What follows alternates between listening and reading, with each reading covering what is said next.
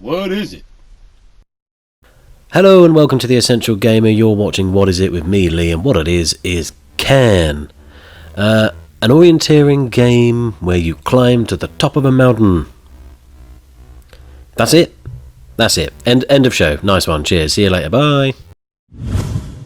Now, of course, there's more to it than that, and there's quite a significant amount to Cairn that you may not expect. So, it's part of a never-ending slew of games that have the dark souls of whatever genre slapped onto it, and I think that's unfair.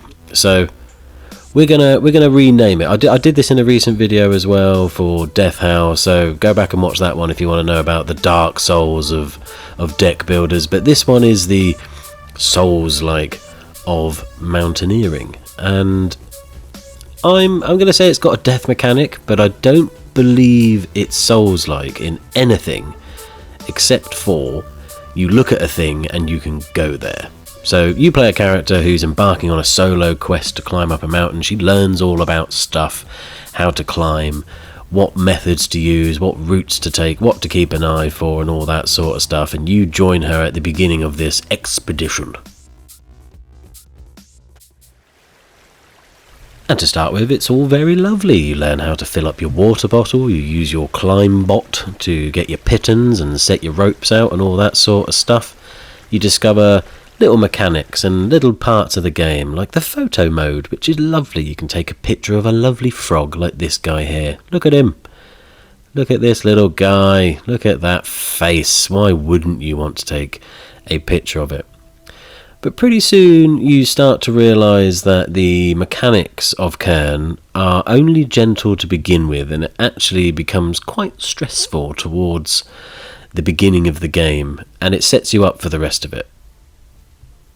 Now, of course, unlike a Souls game, there is a difficulty, which is why, again, I don't think the moniker fits, but you'll notice there's Explorer, Alpinist, and Free Solo, and Free Solo turns the screen to a moody red because, my god, that is hell, so we're going to go moody red. What this does is changes the softness of the game. All of the multipliers and the assistances get turned off, and all of a sudden it's a real expedition. You're struggling to manage muscle fatigue, or using the 4 different body parts to attach yourselves to the walls, trying not to knacker the legs of your climber, or the arms, or the brains, should you fall. And you are going to fall. Like, it's part of the game. You'll get right there, think you're about to get to the ledge that you want to get onto, and then everything will go wrong, and your character will not necessarily survive. So if you know anything about climbing, you know you're using anchor ropes and pittons. If you don't manage to use them in time, death occurs.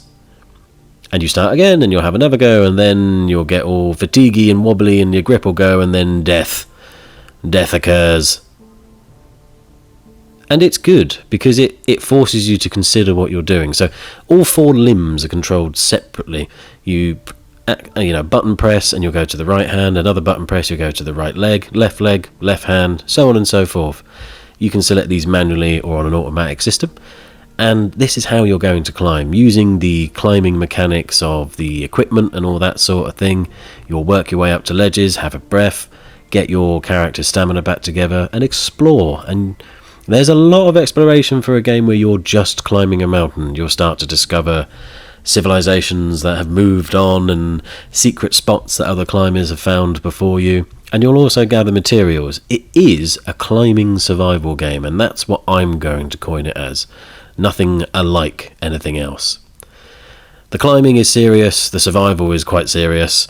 There's different factors to bring in, like weather factors, daytime cycles, there's different surface changes, there's injuries that can occur to your climber, there's buffs that you can put on there. With a hearty meal you'll have more stamina, but if it's raining you'll have less grip, and it all affects your ascent to the top, which is the one and only goal. It's the only purpose for the game, is for you to go from the bottom to the top.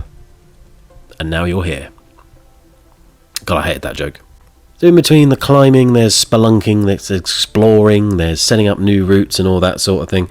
But you do get to choose your route, and there are different things to discover on the ascent to the top of the mountain. So you might find a secret walkway that no one's found. You might find an unfortunate climber that didn't make it up the mountain. You might find a viewpoint that only you have set foot on and no one else has managed to get to. You'll find different spots to set up camp. You'll be abseiling, you'll be doing all sorts of stuff and discovering all sorts of things, which makes it replayable for me, because no climb is necessarily exactly the same. Any game that's worth its salt that gives you the freedom of choice should make it so that although we all have one common destination, our journeys are not carbon copies of each other, and there's absolutely no way that Cairn will give you the same route as someone else, because everyone will see different ways to traverse the mountain, to take on the cliff faces, and they'll find different things. So as I mentioned, there's some climbing mechanics that are quite experimental for this type of game, and Ava, our main character, uses them to the best of her abilities, and sometimes those abilities, well, they might just fail her, because it's physics based, it's very good at what it does when it works well, but when it doesn't work well, like here I was locked into the climbing mechanic when I should have just been walking around, it will pretty much snap her spine into a million pieces before it realises what it's supposed to be doing. You can't be perfect all the time. These are more funny than they are annoying. So when you're not twisting Ava into a pretzel, you do go and find the save spots, which, trust me, you find one and it feels like you've been taken directly to heaven, if even for 5 minutes. And this is where you set up your bivouac, your little tent, and you get onto the survival side of things. So we have some backpack management. We don't want to be carrying crap around. We can recycle things. We can turn stuff into food. So we pick up items on the way, making soups and things like that. You manage your hand tape, which affects directly the amount of grip that Ava has and how long for, so you have to keep your hands in good show, make sure you're not tearing your fingers apart, because that will make life very difficult for you. There's also recycling pittons and things like that, so that you can continue to climb with guide ropes. If you don't keep up the recycling, you will run out of pittons and you will be free solo, which is not good. We've already spoke about that, red bad. And within your bag you have things like your chalk, your water, and you have different items and things that you can use along the way. And there's some other stuff as well for checking the weather. You also manage to go to sleep. This is used to pass time, to regain health, and also for Ava to get some all-important exercise in, because she's clearly not working hard enough climbing up a bloody mountain. And then you pack your stuff up, you leave the bivouac, and it's time to go on to the next one, hoping that you don't have too far to climb to find it. And it really is a game about the journey. You can track your entire climb at any point during your ascent, whether you've died, whether you're still alive, whatever it is, and you can see in real time where you have traversed from the very beginning. And up until the point where I finished recording here, I'd probably played about 6 to 8 hours in total, and I've travelled all over the place. This is my third run that you're looking at, and it will show you where you've fallen, where you've died, where you've found areas and different things, routes you've taken and decided not to continue with. It highlights all of those sort of secret areas, and it's a free camp, so you can fly around and have a good look. And I'm not really giving you any spoilers here, because this is still technically the opening area, but it gives you some sense of scale to look back at the journey that you may or may not have completed yet. So Cairn really is standing out there as its own type of game in the genre.